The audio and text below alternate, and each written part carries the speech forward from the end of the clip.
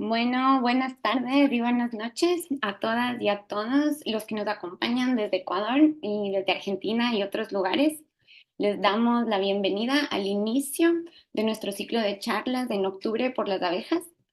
Hoy tenemos el gusto de abrir este ciclo con la participación de la doctora Sol Balbuena, quien estudió en la Facultad de Ciencias Exactas y Naturales de la Universidad de Buenos Aires y actualmente es investigadora de CONICET. Sol ha desarrollado numerosos estudios sobre comportamiento, comunicación, fisiología y ecología química, contribuyendo de manera clave al conocimiento y a la conservación de estos polinizadores. Bien, les recordamos que pueden dejar sus comentarios y sus preguntas en el chat de Facebook y que vamos a ir leyéndolas al final de la charla. Muchas gracias por acompañarnos en este primer encuentro del ciclo y ahora sí, le damos la bienvenida a la doctora Sol Balbuena. Hola, buenas tardes. Gracias, Emi, por la presentación. Bueno, voy a compartir mi charla. A ver, avísame si se ve bien. Y se ve bien, Sol. Perfecto. Bueno, primero, gracias de nuevo por la invitación. Espero estar a la altura del ciclo de estas charlas que pintan muy bien. En este caso yo les voy a hablar de abejas sin aguijón, en principio de una forma general, y después voy a mostrar algunos resultados de algunos experimentos que hicimos en el laboratorio en cuanto a cuestiones sensoriales y de comunicación en estas abejas. Para empezar, eh, no está funcionando, Emi. Ahí te vemos.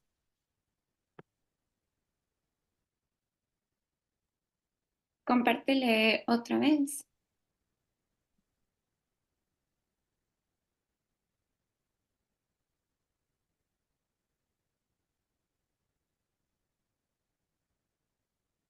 Ahora sí.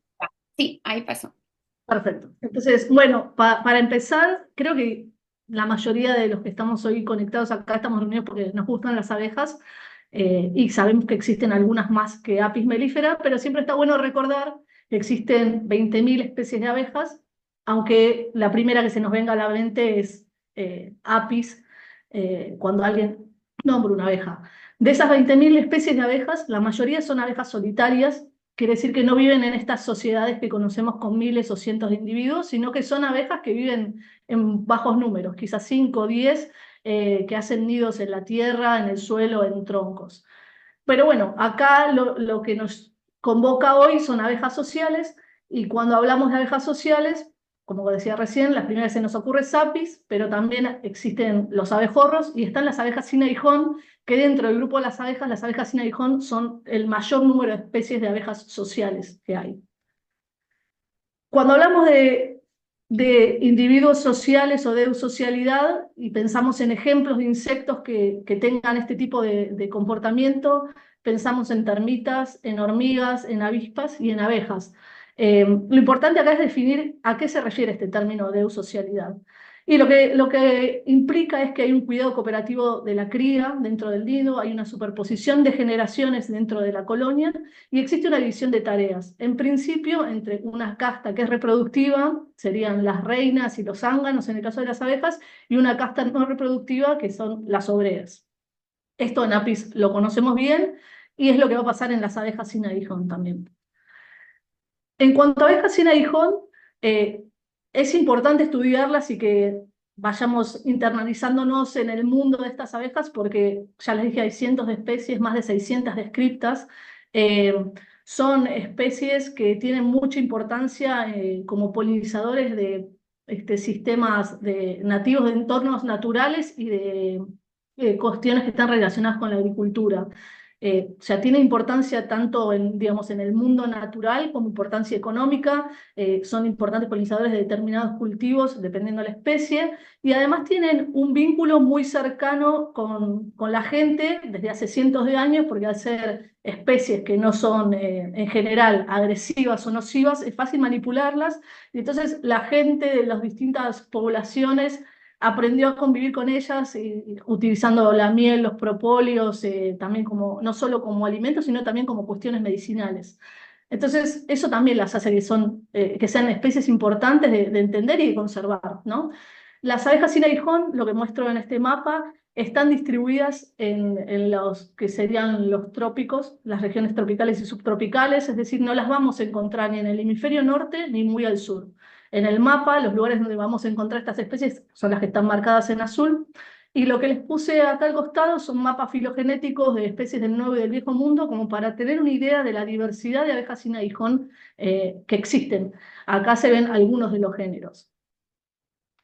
De nuevo, siempre es casi imposible pensar en abejas y no hacer una comparación de esto nuevo que estamos aprendiendo con apis, que sería el modelo más conocido. Entonces, algunas similitudes y diferencias que podemos encontrar entre los meliponinos y las apis son estas que voy a mencionar. Hay más, pero estas serían como, me parece que resaltan.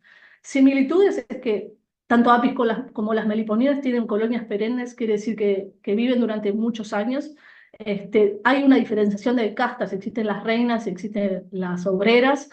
Los nidos son complejos, complejos en cuanto a que están sectorizados con lugares donde van a reservar comidas o van a tener la cría o reservas de algún otro recurso que les sea útil. Tienen sistemas de comunicación que son complejos, donde los individuos interactúan y esto permite la coordinación de las tareas, haciendo que al final una colonia funcione como un todo y que no sea un lío de que cada individuo hace lo más o menos lo que se le ocurre. Entonces, esto es súper importante y es complejo. Y otra cosa particular que comparten tanto apis como las meliponinas es que cuando van a fundar un nido nuevo, las reinas no pueden hacerlo solas. Las reinas dependen de obreras que colaboren en esa función, ya sea, por ejemplo, en apis, que se forma un enjambre y se mudan con la nueva reina, o en el caso de las abejas sin aguijón, de obreras que transfieran materiales del nido viejo al nido nuevo y fundar ahí la nueva colonia. A nivel de diferencias, lo primero que salta es, cuando hablamos de meliponinas, decimos abejas sin aguijón, y por supuesto que apis pica. Lo que quiere decir, o sea, ese término abejas sin aguijón, en realidad tienen un aguijón vestigial que dejó de ser funcional a lo largo de la evolución, y lo que se cree es que, dado que las abejas sin aguijón tienen tamaños variados, que pueden ser desde menos de medio centímetro a individuos que son más grandes que apis, quizás en las especies más pequeñas el tener un aguijón asociado a veneno no sería una defensa tan efectiva. Entonces, a lo largo de la evolución eso se perdió, pero no significa que las abejas sin aguijón no tengan formas de defenderse y que no sean efectivas, sino que tienen algunas cuestiones que son muy, muy buenas en ese sentido. Si alguna vez estuvieron cerca de una entrada de una colonia de abejas sin aguijón, quizás fueron mordidos porque tienen mandíbulas fuertes, aunque quizás para nosotros no nos dañan, para sus enemigos naturales son suficientemente eficientes. Hay especies que producen secreciones cáusticas que queman o a la nariz o a los ojos, son realmente dañinas.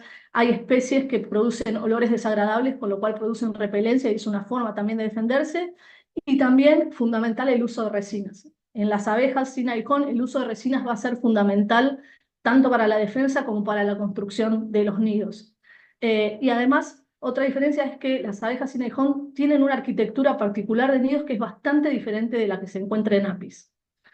Solo a modo de ejemplos, en las abejas sin aguijón eh, hay distintos tipos de nidos. Hay nidos expuestos, como pueden ser estos, que ya ven, está colgado de un techo, agarrado de un tubo. Hacen nidos que están dentro de las cavidades de árboles o dentro de cavidades de edificios también, por ejemplo, que son la mayoría, es este 65% que muestran acá. Pero las abejas sin aguijón también pueden hacer nidos subterráneos, como lo que se ve acá a la derecha, e incluso pueden hacer nidos dentro de termiteros o de hormigueros. Entonces, esto es un poco para ejemplificar toda la diversidad que hay respecto a lo que conocemos quizás como modelo apis mellifera. Acá tenemos una diversidad de arquitectura y de comportamientos y de formas de organización que son un poco distintas. Si miramos uno de estos nidos por dentro, acá hay algunos ejemplos de algunas especies de abejas sin aguijón. En su mayoría lo que construyen son panales que son horizontales, donde se encuentran las celdas de cría en el centro, y en general arriba o abajo están las celdas donde se almacena polen y néctar. Algunas especies son muy ordenadas, como la que vemos en la figura A. En el caso C, esto mismo se mantiene y la arquitectura se van armando estas celdas en forma espiralada. Después hay otras especies son un poco más desordenadas, e incluso estos que son como agrupaciones de pelotitas, digámosle, bien desordenado. De nuevo, si bien se va a mantener esto de tener celdas que son de cría, celdas que son de almacenamiento y demás, puede haber esta diferencia en la arquitectura interna en sí. Eh, Como les decía en la diapositiva anterior, en las abejas sin aguijón es fundamental el uso de resinas. Eh, por un lado, en la construcción del nido, porque esto es como un ejemplo general de la estructura de un nido de meliponinos, lo que les decía, en el centro vamos a encontrar las celdas de cría, rodeadas por varias capas de lo que se llama involucro, que son láminas de cera mezclada con resina, que lo que hacen es mantener la temperatura y humedad de esta cámara, justamente para que las crías se desarrollen. Por encima y por debajo encontramos los potes con miel y con polen, y después en los extremos, digamos, en el límite de los nidos vamos a encontrar batumen, que también es una mezcla de resina con cera y a veces tiene barro o algún otro tipo de materia orgánica. Además, para que no colapsen, porque imagínense que esto está hecho en forma vertical, para que no colapse el nido, hay columnas que también están hechas con resina. Entonces, en estas especies la resina es fundamental. Casi que no podrían vivir si no colectaran resina.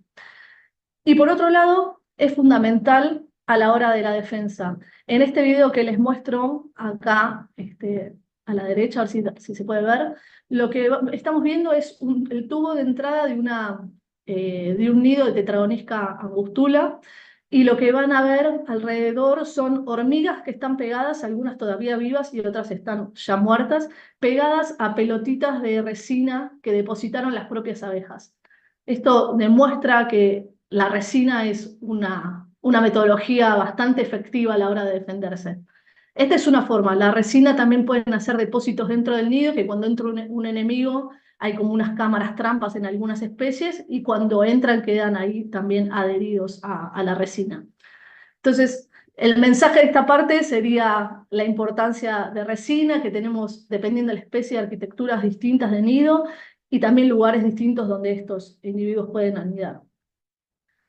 Eh, Ahora voy a ir a una especie en particular, que es la que estudio yo, que es Tetragonisca fiebrici. Es una abeja sin aguijón, eusocial, que mide menos de medio centímetro.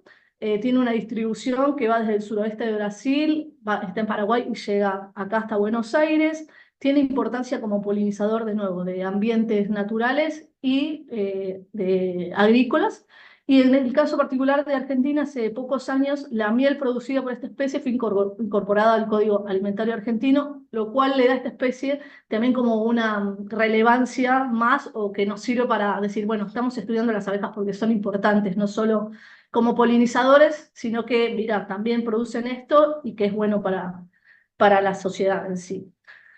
Em, Como les decía al principio, en estas abejas tenemos división de tareas, y esa división de tareas muchas veces está dada, puede predecirse por la edad. ¿Qué quiere decir esto? Que la edad va a predecir la tarea que un individuo va a realizar, y esto se llama polietismo etario. En esta digamos, definición, y esto es lo que pasa muchas veces, es que las obreras jóvenes van a realizar tareas que están dentro del nido, que están asociadas, por ejemplo, con la construcción y la limpieza de las celdas, con el cuidado y alimentación de las crías y de la reina. En cambio, las obreras más viejas se van a encargar de realizar tareas fuera del nido, como ser la recolección de recursos y la defensa de la colonia. En este gráfico que les comparto acá a la derecha, este es un trabajo hecho por el grupo de Christoph Grutter, donde ellos, en una especie hermana de Tetragonisca fiebrici, en Tetragonisca angustula, lo que hicieron fue poder, a medida que las abejas emergían de sus celdas, las identificaron con colores, las individualizaron y las siguieron a lo largo de la vida. Y entonces pudieron ver cómo se ocurría este cambio de tareas a lo largo de todas las abejas, y lo que vieron es que efectivamente las abejas de menos días se encargan de las tareas que están dentro del nido, y a medida que van envejeciendo se encargan de las tareas que están relacionadas con el exterior. En estos gráficos hay dos tonos de verde, porque además esta especie tiene la característica de, como pasa en hormigas, de producir individuos que son de mayor tamaño que otros, y esos individuos de mayor tamaño son las que en definitiva después van a terminar desarrollando tareas de defensa del nido. De hecho, en el mismo trabajo pudieron mostrarlo el tamaño de una abeja recolectora y de una guardiana. Entonces, en este caso, no solo tendríamos una división de tareas dada por edad, sino también por una cuestión morfológica. Por otro lado, en esta especie, en Tetragonisca fiebrici, lo que hay tenemos, bueno, una casta o una subcasta de recolectoras y una subcasta de abejas guardianas que vimos que tienen que ver con la edad y con la morfología del cuerpo, unas que son más grandes que otras, pero además dentro de cada una de ellas hay una división de tareas también. Dentro de las recolectoras tenemos individuos especializados en recolectar néctar, polen o resina, y dentro de las guardianas hay dos tipos de guardianas, que hay unas que van a permanecer paradas en el tubo de entrada del nido y otras que van a estar todo el tiempo haciendo hovering o flotando enfrente de la entrada. A ver, les voy a mostrar este video a ver si se puede ver. Y van a ver que el comportamiento, por ejemplo, estas abejas flotando es bien distinto de las que quedan paradas. Y las abejas que están entrando a toda velocidad son las recolectoras. Algunas se llega a ver que trae su carga de polen, y si no, la mayoría estarían trayendo, por ejemplo, néctar en este caso. Y tenemos otro grupo de abejas obreras que lo que hacen es remover la basura desde adentro del nido hacia afuera, que alguna también, a ver si lo puedo, no, pongo de nuevo. Alguna, si se mira ahí con atención, lleva como una pelotita entre las mandíbulas y bueno, son los restos de basura que está removiendo del nido. Volviendo de nuevo a lo que se sabe en APIS, que es el modelo más estudiado, hay muchos trabajos que muestran que esta división de tareas entre los individuos de una colonia no solo está relacionado con la edad, sino que está relacionado a cuestiones fisiológicas y a umbrales de respuesta frente a determinados recursos. Por ejemplo, una metodología que se usa mucho es estudiar la respuesta frente a sacarosa. La sacarosa es un azúcar que está comúnmente presente en los néctares, y que hay un protocolo ya diseñado hace mucho tiempo que nos permite evaluar si una abeja la está detectando y si tiene una respuesta positiva frente a eso. Lo que se vio en APIS es que cuando estudian recolectoras de polen, de néctar y de agua, tienen respuestas que son distintas a las concentraciones de azúcares. Lo que han visto es que las recolectoras de polen responden a concentraciones mucho más bajas de sacarosa, mientras que las recolectoras de néctar responden a concentraciones muy altas. Esta respuesta estaría también vinculada con el hecho de que una abeja que recolecta néctar tiene que asegurarse de llevar un néctar rico a la colonia. O sea, no llevar un néctar de baja calidad, sino llevar algo que sea bueno. Mientras que una obrera que está involucrada en recolección de polen, en principio su atención está puesta en polen y el néctar lo usa como combustible para ir y volver de la colmena. Esto es lo que se sabía en APIS, y entonces la pregunta fue, bueno, ¿qué pasa en esta especie de abeja sin aguijón, donde también vemos que hay recolectoras de distintos recursos, vemos que hay guardianas también que se comportan distinto? ¿Será que también hay un umbral diferencial y que eso también ayuda a la coordinación de tareas? Existe un protocolo que está súper estandarizado, que utiliza una respuesta refleja de las abejas, que es que si uno toca con azúcar las antenas de las abejas, la abeja extiende la probóscide. Es como un acto reflejo, como cuando un médico nos golpea la rodilla, uno extiende la pierna. Bueno, acá pasa lo mismo. A ver si en este video se ve. Esto es un palillo que está embebido en agua con azúcar. Esto es una abeja que está inmovilizada en un tip, solo puede mover las antenas y las piezas bucales, y lo que queremos evaluar justamente es si al tocar las antenas extiende la probóscide. Y ahí se vio. Es pequeña, pero se ve, lo pongo, ¿no? Con esta respuesta, que es fácil de observar y es muy clara si ocurre o no, lo que se arma es un protocolo del cual podemos obtener un puntaje. Lo que se hace es, se presenta a la abeja concentraciones crecientes de sacarosa, desde muy diluidos 1% al 50%, y se toma nota de si la abeja extiende la probóscide o no. Por ejemplo, se le ofrece sacarosa 1%, si no extiende la probóscide se pone que no y se le asigna un valor de 0, por ejemplo. Se le ofrece después una solución de 3% y extiende la probóscide. Después de 10, esto es un ejemplo, de 30 y 50 y siempre extiende la probóscide, a esa abeja se le asigna un puntaje de 4, que quiere decir que respondió a 4 concentraciones de las ofrecidas.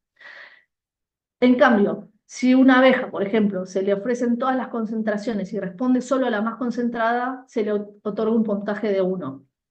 Acá este protocolo lo que nos permite ver es que cuanto mayor es el puntaje, menor es el umbral, como es en este caso. Quiere decir que una abeja que tiene puntaje 4 empezó a responder a soluciones de sacarosas muy bajas, mientras que la que tiene un puntaje de 1 tiene un umbral muy alto y solo responde a concentraciones muy altas. Entonces hicimos eso con estas abejas. eh, y acá lo más importante para destacar, para no volvernos locos, es evaluamos recolectoras de néctar, recolectoras de polen, recolectoras de resina, abejas que remueven la basura y los dos tipos de obreras, los que se mantienen flotando alrededor del tubo de entrada y las que se mantienen paradas en el tubo. Y lo que vimos, por ejemplo, es que las abejas de néctar tienen un puntaje muy bajo, es decir, solo responden a concentraciones muy altas de sacarosa, que es como lo que se había visto en Apis y que tiene sentido en esto de decir, bueno, conviene que esté especializada en juntar un néctar que sea rico. Mientras que las abejas, por ejemplo, recolectoras de polen y las dos tipos de guardianas tienen umbrales mucho más bajos, responden a azúcares bajos, y después tenemos una respuesta intermedia de las abejas que remueven la basura.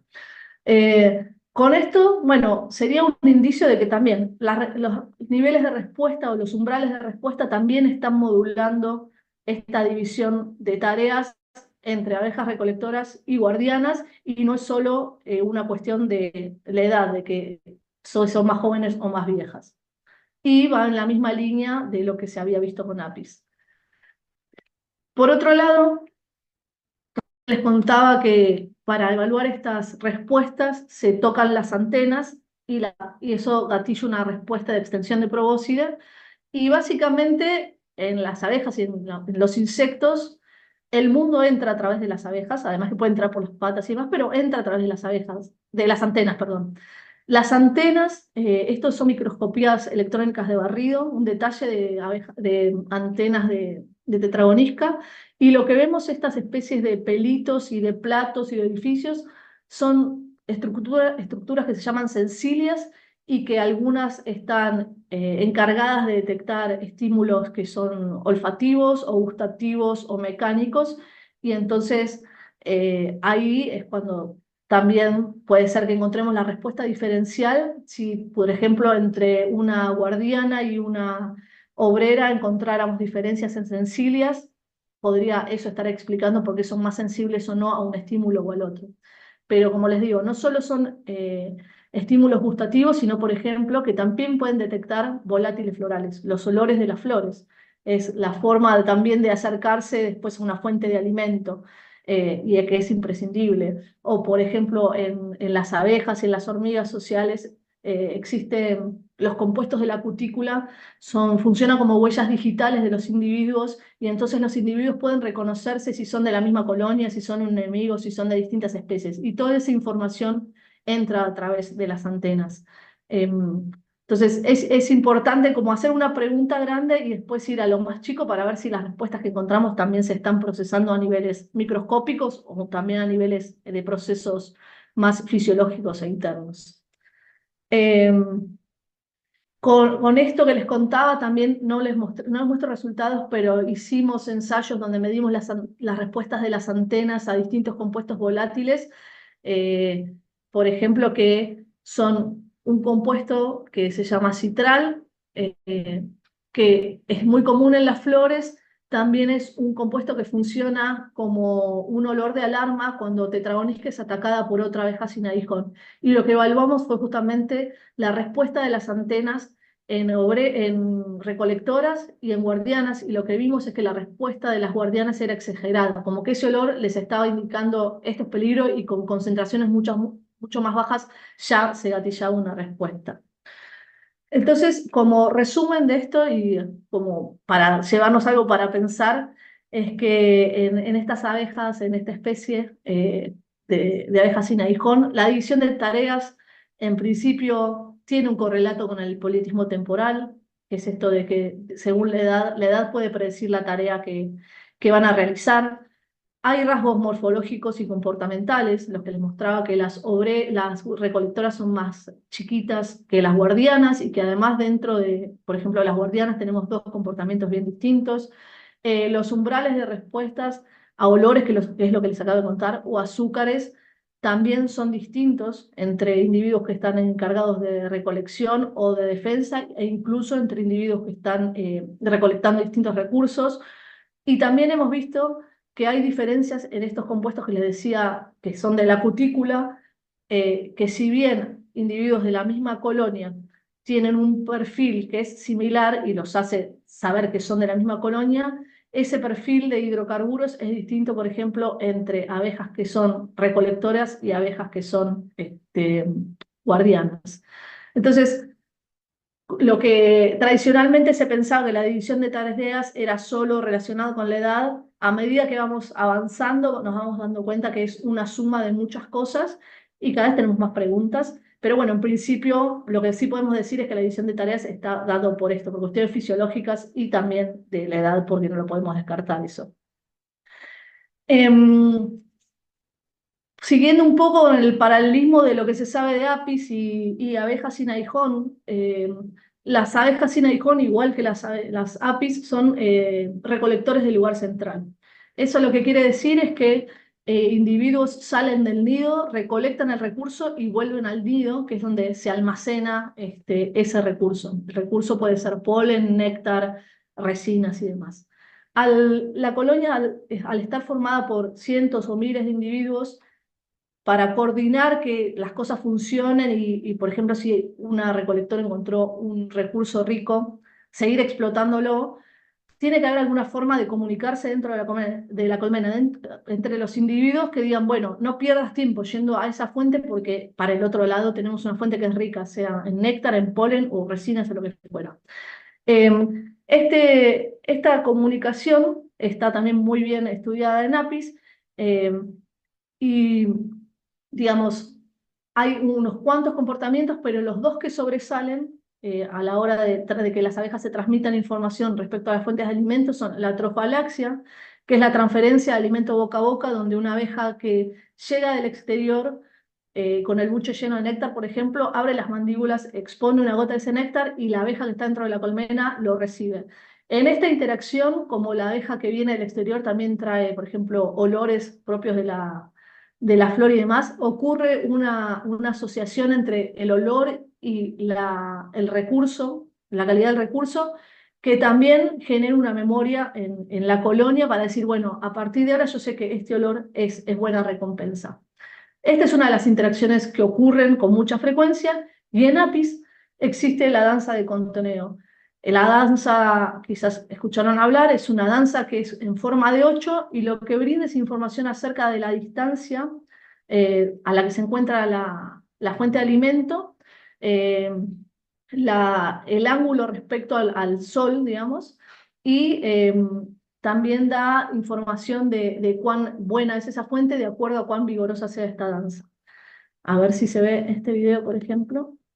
Esta es una abeja recolectora que acaba de llegar adentro de la colmena y lo que va a hacer es empezar a danzar y las abejas que están dentro del nido van a empezar a seguir esa danza. Va a ser esta forma de 8, donde esto indica la dirección de la fuente de alimento y cuanto más vigoroso sea esta parte del waggle dance, significa que la fuente es más rica o menos rica. Entonces, acá indica que la fuente está en esta posición respecto al ángulo del sol y la gravedad. Esto está buenísimo, pero en abejas sin aguijón no ocurre. Sin embargo, las abejas sin aguijón se comunican y son capaces de explotar fuentes de alimento mientras estén disponibles. Eh, Trabajando con estas abejas hay una metodología que funciona bastante bien y sobre todo en Apis mellifera, que uno puede ofrecer un alimentador artificial, esto es simplemente un vaso con agua con azúcar, eh, que uno lo acerca a la entrada de la colmena, las abejas se posan en el vasito, empiezan a tomar azúcar y uno les puede ir alejando muchos metros, las apis pueden alejarse kilómetros, y mientras uno sigue ofreciendo azúcar en el vasito, apis va a seguir yendo, las abejas van a seguir yendo y van a reclutar también otras recolectoras. Esto también se puede hacer en abejas sin aguijón, con algunas especies más difíciles, más difícil que en otras, pero se puede lograr, que es lo que intentamos hacer. Esto que ven acá es tetragonisca, que es la especie de estudio, también en este mismo vasito tomando, y acá en otro dispositivo también que tiene agua con azúcar, y no sé si se llega a ver que tiene la probóscide extendida, y ahí están tomando agua con azúcar que les ofrecía. Entonces, esta metodología es sencilla y un grupo de estudio de investigadores de Brasil estudió una melipona para ver cómo era que transferían esta información cuando entrenaban abejas a un alimentador artificial, cómo ese individuo volvía a la colmena y transfería información. Y entonces, en este trabajo que es muy lindo, ellos comparten este video. Uy, este video, a ver si se ve. Este es un alimentador artificial. Ahí llega una melipona, de nuevo está tomando agua con azúcar. Una vez que esté ya con el buche lleno, va a volver a la colmena y ahí es donde quieren ver qué tipo de interacciones hace con sus compañeras de nido para informar la posición de esa fuente rica de alimento. Y lo que este grupo vio es que ocurre la trofalaxia, por ejemplo, tal cual como vimos en Apis, pero además hay una vibración particular que está indicando que hay una fuente de alimento y esa vibración particular les da también indicio de cuán lejos o cerca está esa fuente de alimento. Además de que ocurren choques y movimientos en zigzag que también indican dónde está la posición. Este comportamiento también es súper interesante de estudiar en abejas sin aguijón. De nuevo, cada especie tiene su propia dificultad o quizás su forma más eficiente de comunicar acerca de una fuente de alimento, pero lo que se sabe ahora de las pocas especies de abejas sin aguijón que han sido estudiadas es que, por ejemplo, dentro del nido ocurre la trofalaxia, que era lo que les contaba de la transferencia de alimento boca a boca, movimientos en zigzag que también hacen que choquen y eso está dando información y motiva a individuos que están dentro del nido a prestar atención y salir. Existen vibraciones que son en distintas frecuencias que también están relacionadas con eso, feromonas o cuestiones químicas que están diciendo, bueno, hay una fuente de alimento, síganme, hacen como especies de caminos con feromonas, sea depositándolos físicamente en hojas o liberándolos y haciendo que las compañeras del nido las persigan. Y fuera del nido existen también marcas químicas en estos alimentadores que les mostraba que las abejas pueden dejar ya sea con glándulas que tienen en las patas o en el abdomen y que indican también que esa fuente es rica en alimento. Eh, y bueno, esto era ejemplos de cosas que ocurren en abejas sin aguijón, que hay mucho por saber, como también quería contar un poco comparando con lo que se sabe de Apis y abrir preguntas nuevas.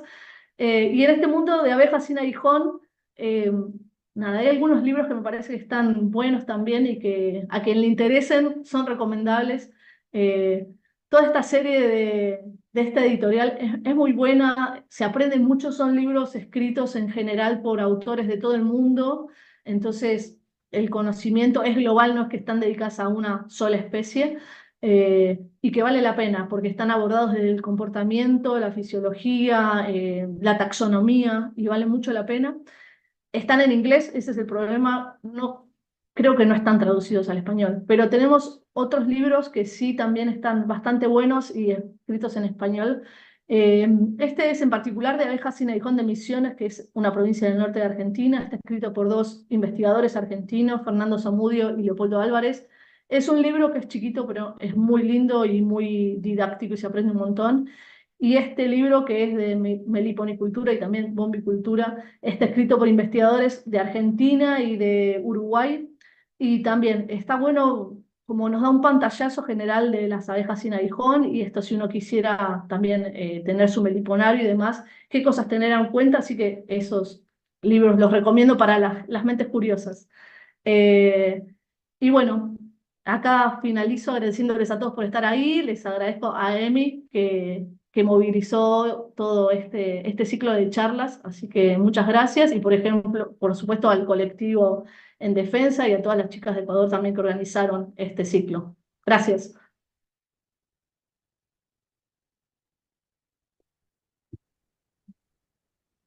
Bueno, muchísimas gracias, Sol. Esta charla tan interesante para abrir nuestro ciclo. Ahora lo que vamos a hacer es pasar a leer algunas de las preguntas y comentarios que nos fueron dejando en el chat del Facebook y así Sol Dale. puede responderlas y bueno, y seguimos conversando un poquito más. Ujú. Bueno, muchas felicitaciones, muy buena charla, buenísima charla, felicidades. Qué Bien, bueno. en las comunidades de abejas de la Amazonía, los individuos que recolectan sales constituyen una categoría funcional separada de las abejas recolectoras de néctar y polen o representan solo una subcategoría de alguna de ellas. Es una re buena pregunta. La verdad, o sea, no lo sé. Es algo que hay que investigar a ver si se mantienen o si es que algunas abejas dentro del grupo de las recolectoras, cuando hace falta sales o algún tipo de recurso así en la colmena, pueden cambiar. Es una buena pregunta, no lo sé y tampoco recuerdo haber leído a alguien que lo estudie. Está buenísimo eso. Es muy Sí, buena, sí. sí. Y bueno, otra de la Amazonía es que acá hay representantes de Amazonas. Me encanta. A ver, aprendemos todos. Algunos meliponinos, además de néctar y polen, buscan otro tipo de proteínas. En Yasuní encontramos abejas comiendo carroña y compitiendo con moscas por el recurso. ¿Se podría consumir su miel? Bueno, es cierto, hay abejas que juntan carroña, pero en general, o sea, suelen ser los otros recursos, pero es verdad. Eh, yo no recomendaría consumir esa miel, quizás habría que hacer un estudio de ver efectivamente si tiene algún patógeno que sea contagiado por la carroña, pero en principio no sé si es muy saludable. Pero eso sí, requiere un estudio extra bromatológico o de la calidad de bacterias o no sé, o microorganismos que haya ahí. Sí, no lo sé eso. Bien, estos umbrales de respuesta a los que te refieres, según la tarea que realizan, pueden cambiar también con la edad. Bueno, podrían cambiar también, porque una abeja que envejece puede cambiar su umbral también. En general, los estudios están hechos más, esto, como decir, bueno, encargadas de tareas, pero se podría también seguir una abeja, como el trabajo que les mostré de Christoph Rutter, agarrar abejas de distintas edades al mismo estímulo y ver cómo cambia, que tengan como una experiencia parecida. Se podría ver, quizás más, habría que hacerlo más controlado en condiciones de laboratorio, como para asegurarse que todas las abejas tienen la misma, digamos, los mismos estímulos, sino que están aprendiendo algo que eso les cambie el umbral y testearlos yo creo que sí va a cambiar, que es posible que cambie. Quizás sutilmente, pero sí. Bien. Se pueden dar interacciones agresivas con aves, especialmente colibríes, si se colocan recipientes con agua azucarada. Bueno, en principio, no sé, por una diferencia de tamaño, quizás las abejas se dan cuenta que no les conviene estar peleándose con un colibrí porque van a terminar siendo comidos. En el caso de alguna abeja que es más agresiva, estas que decíamos que liberan sustancias cáusticas, quizás esas son más aguerridas y de alguna forma espantan al colibrí. Nunca lo vi, no quiere decir que no esté, ¿no? Pero eh, quizás hay algunas especies de abejas sin aguijón son mucho más tímidas, que de hecho si te acercás prefieren irse. Hay otras que sí vienen y se te meten directamente en el pelo, en las orejas. Creo que dependería un poco de la especie también. De nuevo, hay tantas especies de abejas sin aguijón que podemos tener un espectro bien diferente de que una especie no reaccione mal y huya y otra que le diga al colibrí, bueno, esta es mi fuente de alimento. Sí. Bien. Existe estratificación vertical de nidificación y forrajeo entre especies de Meliponin. Si esto fuera así, ¿podría utilizarse esto para mejorar rendimientos por metro cuadrado de meliponicultura? Justo hoy estaba hablando esto con unas colegas. Están de los estudios que se hicieron en especies de abejas sin aguijón, de nuevo, imagínense que hay 600 y creo que se estudiaron menos del 10%, o sea, nos falta un montón por saber. Pero dentro de ese 10% hay reportadas solo dos especies de abejas que hacen en forma vertical. Lo que yo no sé si es tan eficiente porque son como líneas, digamos, de solo dos celdas. Entonces, no sé si sería eficiente. Y si una especie que hace su panal, digamos, en forma horizontal, ponerlo vertical, eso no funcionaría, me parece. Por cómo está hecha ya la estructura. Entonces, en principio, creería que no. Bien. A ver, un Sí. par de más porque si no ya le estamos quitando mucho tiempo a Sol. No hay Vamos, problema, espero poder vamos, responder. Sol, Sí. entonces. Dale, dale, sí. Bueno, felicitaciones. ¿Puedes explicar otra vez cómo detectan las abejas los azúcares del néctar? Sí, sí, porque lo pasé un poco rápido. A través de las antenas, principalmente. En este caso en particular que les mostraba, las antenas tienen receptores gustativos y siempre es más fácil, pongo el ejemplo de aves porque quizás es lo que todos estamos más acostumbrados a ver, una abeja en una flor que está extendiendo la probóscide, ven que mueve las antenas, entonces al entrar en contacto con el néctar extiende la probóscide. Esa sería la primera forma de sensores que hay en las antenas, pero también existen en otras partes del cuerpo, existen en las patas y existen también en las piezas bucales. Pero digamos que la respuesta de las antenas es la más clara y esta respuesta de tocar las antenas con azúcares gatilla esa respuesta de extensión de probóscide y por eso nos sirve tanto a nosotros en condiciones de laboratorio para no tener dudas de la respuesta que estamos viendo y poder hacer una cuantificación de eso. Bien, otra más. Buenísima charla. ¿Cómo saben que una abeja es guardiana? ¿Es diferente? Bueno, en el caso de Tetragonisca, que es la que yo más estudié y que es la que les muestro, sí.